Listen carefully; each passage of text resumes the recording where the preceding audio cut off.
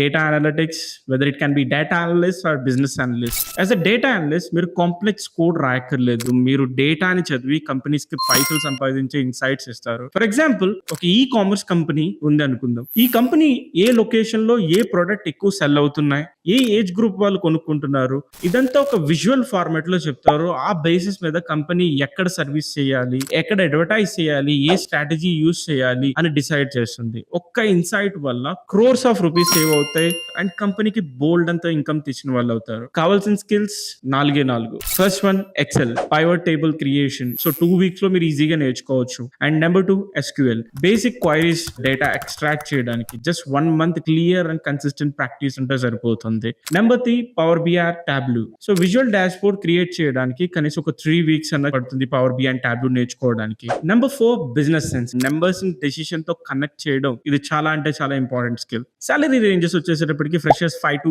8 LPA, 3 years experience ఉంటే 12 to 18 LPA మీరు expect చేయొచ్చు. సీనియర్ లెవెల్స్ లో 25 to 35 LPA వరకు మీకు రావచ్చు. మీకు చాలా షార్ట్ టర్మ్ ఉంది. 3 months లో మీరు ఇలాంటి జాబ్ ఆపర్చునిటీ కావాలనుకున్నట్లయితే వీక్ 1 నుంచి వీక్ 4 వరకు గూగుల్ డేటా అనలిటిక్స్ సర్టిఫికేట్ కోర్సెరాలో ఫ్రీ ఉంది. వీక్ 5 to 8 W3 స్కూల్స్ లో SQL ప్రాక్టీస్ ప్లస్ యూట్యూబ్ లో ఎక్సెల్ నేర్చుకోండి. Week 9 to 12 Kaggle data sets తో 2 ప్రాజెక్ట్స్ చేసి పోర్ట్ఫోలియో రెడీ చేయాలి. తర్వాత junior analyst or data intern roles కి మీరు అప్లై చేయండి.